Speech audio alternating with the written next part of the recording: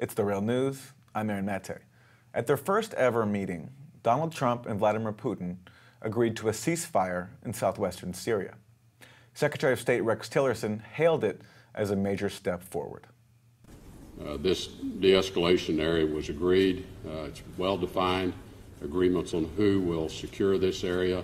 A ceasefire has been entered into, and I think this is our first indication of the U.S. and Russia being able to work together in Syria. Despite that news, U.S. media appeared more interested in another development from the meeting. Tillerson said Trump confronted Putin about Russian meddling in the U.S. election. They had a very robust and lengthy exchange on the subject. The president pressed President Putin on more than one occasion regarding Russian involvement. President Putin denied such involvement, as I think he has in the past. The two leaders agreed, though, that this is a substantial hindrance in the ability of us to move the Russian-U.S. relationship forward, and agreed to exchange further work regarding commitments of non-interference. Tillerson also said Putin asked Trump for proof of the alleged Russian interference. So far, the Russiagate affair has relied on the claims of leading Democrats, some U.S. intelligence agencies, and anonymous officials. Joining me is Max Blumenthal, best-selling author, journalist, and senior editor of Alternet's Gray Zone Project. Welcome, Max. Good to be with you. So, a lot of focus on on Trump bringing up election meddling with Putin, but it seems like this Syria ceasefire in southwestern Syria is a pretty big deal. Max, your thoughts on this very hyped-up meeting between these two? Well, I'll start with the alleged ceasefire. I don't know if it's a big deal or not. It's something that should have happened a long time ago. It's happening within the context of these deconfliction zones. And the deconfliction zones have been actually a driver of conflict, at least around in eastern Syria, on the border of Iraq, around the Al-Walid border crossing, near the town of Tanif, where the U.S. has set up this 150-kilometer deconfliction zone. The Russians are very upset about that and believe that it will result in, or it sets the stage for the federalization of Syria. In other words, the breakup of Syria and the partition of it. Part of the ceasefire plan as it emerges is to leave Assad in power, but we've seen the schizophrenia of the Trump administration on display as Secretary of State Rex Tillerson, while cutting this deal, which is clearly a deal that would leave Assad in power. And I don't know who else they think would come in. Like, would it be Jabhat al-Nusra chief Mohammed Jolani? Like, there isn't really a successor. While cutting this deal, he did call for a transition, which sounds like something, from 4 years ago. It sounds really 2000 and late to me. So I don't know what he's talking about. Southwestern Syria has been a place that I've heard think tank experts from, for example, the Middle East Institute in Washington, which is funded by the United Arab Emirates, Qatar, and these countries, as a place that would be sort of part of the partition. It would be, not under the Syrian government control. So I think we have to wait and see what the ceasefire would lead to. But obviously, any kind of ceasefire, any form of de-escalation in the near term is a good thing, because it will lead to less people getting killed.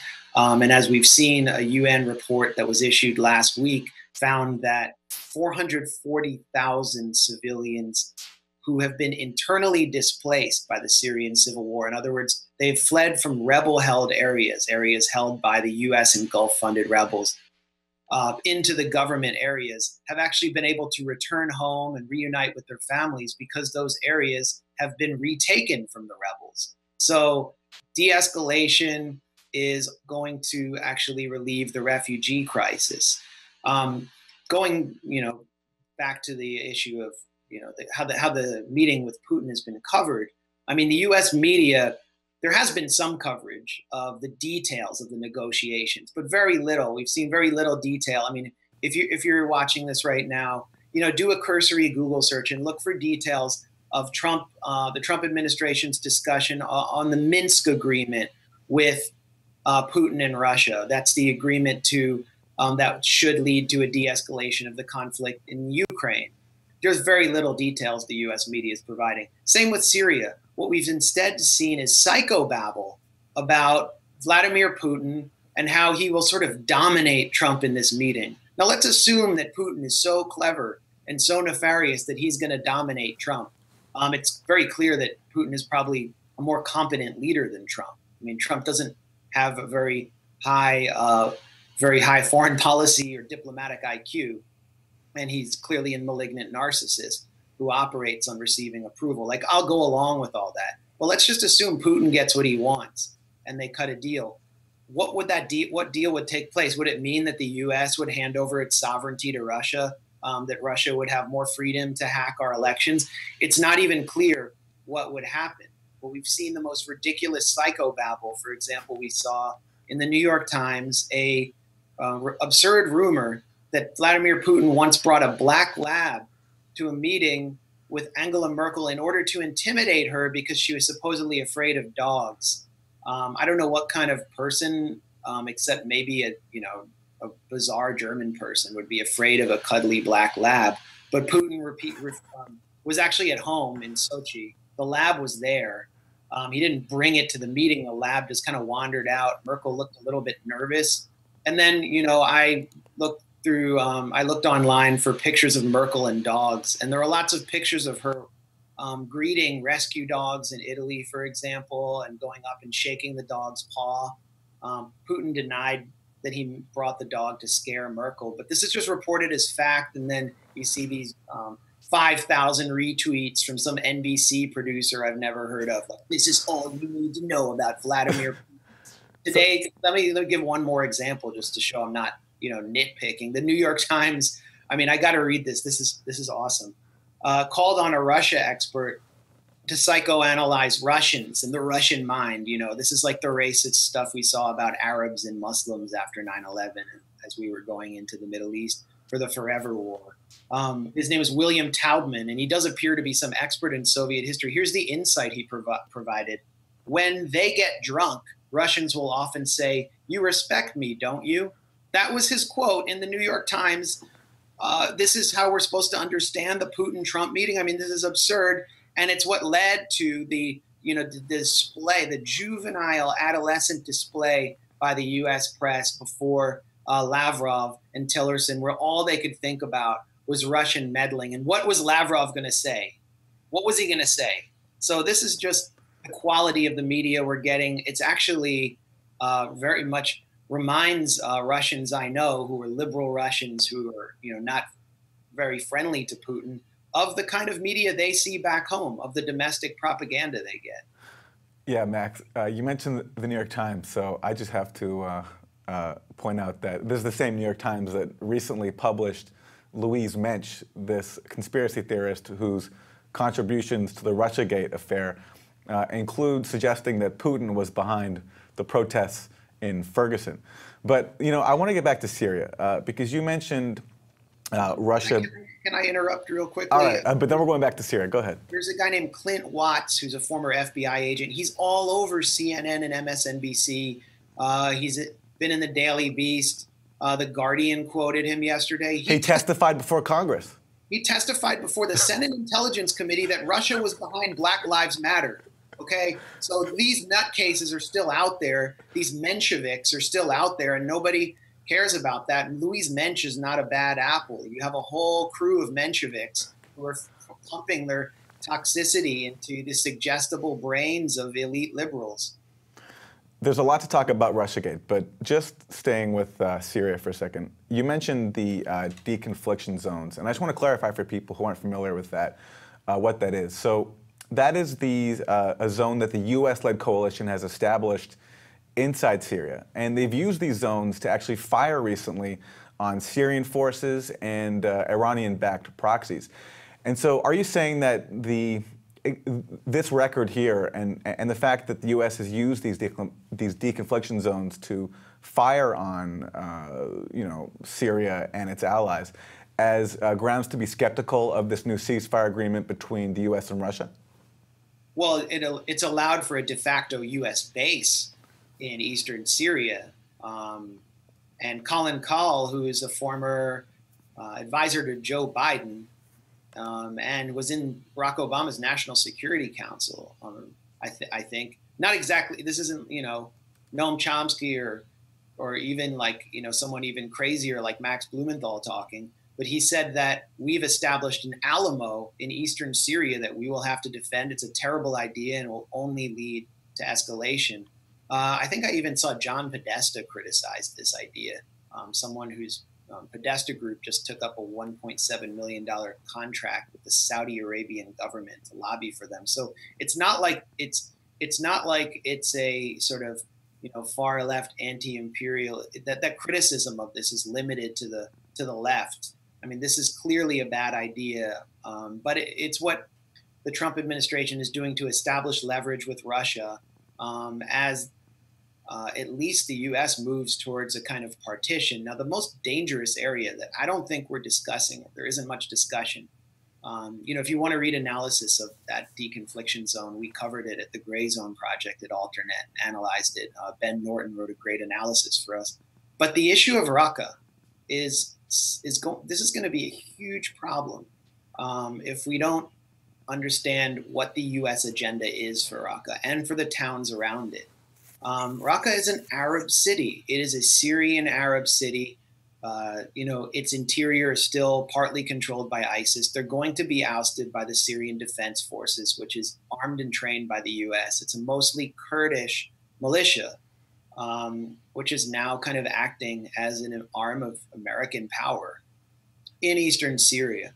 When ISIS is removed, what happens to the Arab residents of Raqqa when a mostly Kurdish force moves in? The U.S. seems to be indicating that the Syrian government will not be allowed to take control of Raqqa.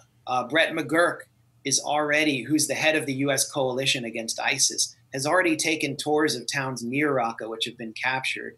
And those towns are not able to pay their teachers, their electricity hasn't come on, and it's because of the U.S. deconfliction line. It will not allow the Syrian government to restore control, and so people there are suffering. I spoke to someone who I would describe as close to the Kurdistan Regional Authority some weeks ago. And that person told me that the residents of Raqqa will, quote unquote, decamp. Will the Arab residents of Raqqa, the Sunni Arab residents of Raqqa, be ethnically cleansed by a mostly Kurdish force under US control to prevent the Syrian government from reestablishing its authority in eastern Syria? That sounds like a terrible scenario to me, and something very dangerous as we move forward in Syria, and also something that anyone who's remotely concerned with human rights should be worried about, along with the weapons and the mass civilian casualties the U.S. is causing there already. Well, Max, let me ask you on the point of the Kurds. I mean, do they have a record inside Syria to suggest that possibility might happen? And haven't they said, or taken great pains to stress many times, that they don't have designs on territory beyond what they already control in northern Syria? No, there's no record of it in Rojava or Manbij and these areas. These are, Kurdish areas, but now they're moving beyond, they're moving outside areas that are Kurdish. The U.S. is pushing them to do so. What happens? Who holds the deconfliction line for the U.S.? What if the people of Raqqa have a different idea in mind? What if the teachers and the public employees want their salaries restored? Brett McGurk told the New York Times, this is the head of the U.S. coalition against ISIS, that while the U.S. intended to provide chalkboards and desks in this area, it was basically going to turn to the UN for everything else and displace all responsibility for the civilian population onto the UN to avoid allowing Syria to take control back of Syria. This is, not only classic imperialism, something that Russia is not doing in Syria because Russia is returning territory to the Syrian government. It is a recipe for complete disaster and more human catastrophe. So, Max, in terms of how Putin and Trump are discussed here in the U.S., I want to play for you a clip from today. This is the former Director of National Intelligence, James Clapper, being interviewed by Andrea Mitchell of MSNBC. If President Trump does not raise the issue of Russian hacking, Russian meddling in our election, what's the impact? Well, I think one thing is that Putin will be even more emboldened to continue their activities. And looking ahead to 2018, 2020 elections, they're going to be more aggressive about it. In fact, the reports that came out yesterday about increased Soviet or Freudian slip, Russian collection activity in this country, which I think is probably part of this, and he's simply they're sending more spies here. Yeah, exactly. Max, so that's James Clapper and Andrea Mitchell, and what I find interesting there was we're not just talking now about 2016 and how Russia helped Trump win through their fake news and hacked emails, but now they're talking about sending more spies to the U.S. And the discussion I'm seeing now is how this is going to influence the next elections and how we all have to get ready. Well, first of all, this is James Clapper, who lied under oath to Congress and has twice said in recent weeks that he believes that Russians are genetically primed to interfere in foreign countries, that they're genetically primed to subvert. This is the language you would expect from someone maybe titled Obergruppenführer Clapper. But it's not any language that betrays an objective analysis of Russian goals or the Russian geopolitical agenda. We heard a lot of hysteria. I guess it was somewhat justified. We heard a lot of outrage about statements Trump made in Poland about Western civilization being under attack from without and from within by subversion. He even used the term subversion, this being kind of classic fascist rhetoric. And, it does sound like a lot of the neo-fascists in Europe, but it also sounds a lot like the liberals. And if you browse the headlines at the Daily Beast, I just did a quick browse, you'll see headlines warning that Russia aims to subvert the entire West from within. And you'll hear rhetoric like Clapper's about the genetic tendencies of Russians. So there's a hysteria on the other side by Trump's opponents about subversion of the West from without and from within. And in many ways, it's unfounded. I don't believe that Russia has the ability to subvert a democracy that's already in deep decline. It does have the ability to allow us to project our internal contradictions and our problems onto a foreign country. Clapper was referring in that report to completely anonymously sourced CNN report about ramped up Russian spy activity. I don't know if that means that Russian spies are taking Adderall now or that there are more Russian spies. But when CNN reported it, it was sourced entirely to anonymous intelligence officials, anonymous official, anonymous senior intelligence official. So whatever anonymous intelligence officials say, CNN believes, and the opponents of Trump swallow it whole. I don't know where the evidence is, and it's just like Russian hacking. We have nothing to evaluate here. We have no concrete evidence to analyze or evaluate. We simply have to believe all spooks. And that's, once again, it's dangerous because it prevents kind of the internal reflection and the confrontation with ourselves that we need to have, along with an objective analysis of what diplomacy with Russia should look like and what the U.S. can accomplish cooperating with Russia to de-escalate conflicts in places like Syria and Ukraine. Yeah, Max, and amidst all this discussion and focus on Trump and Russia, it's easy to lose sight of what we're talking about in terms of what Russia is accused of doing. It's fake news and hacking emails, which is just so relatively trivial compared to the kind of interference that the U.S. does around the world. It's an obvious leftist point to make, but yet it's just lost on so many people. Yeah, even if Russia had hacked the DNC, for example, that would be elegant compared to what the United States did to Russia and Ukraine, what the United States did to Russia in the 1990s, and what we've sought to do to them again and again, or what we're currently doing with every country that rejects a total U.S. alignment from Venezuela to North Korea. It's just there's simply no comparison. But you know, the larger point to make just about media coverage is that there's fake news, and CNN is pumping out a lot of fake news. But there's also non-news, and I think non-news is more dangerous than fake news. There's very little issue-based coverage, and there are a lot of issues out there. You know, the acquittal of Philando Castile's killer kind of passed without much outrage at all. I don't know how that took place.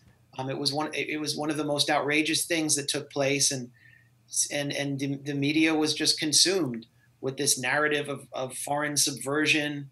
You know, when CNN's Russian meddling narrative started to fall apart with the suspension or firing of 3 reporters over its report on Scaramucci, the former Trump transition official, I thought, okay, finally we're going to move on. We might see some real coverage. And then Trump tweets out a GIF, which, you know, was silly and harmless, but obviously idiotic and unpresidential. And we see the return of the non-news, this kind of mock battle between an elite media and a loudish president, with all of these, you know, corporate shills pretending that they're rebel dissidents under attack, like they're, you know, Roman Christians hiding in the catacombs because a president tweeted out a GIF. And so we had another week of non-news. So I think we need to discuss the deliberate deployment of non-news to paper over real issues. Well, Max Blumenthal, I want to thank you for joining us. Max Blumenthal, best-selling author, journalist, senior editor of Alternet's Gray Zone Project. Thanks, Max. Thanks for having me. And thank you for joining us on The Real News.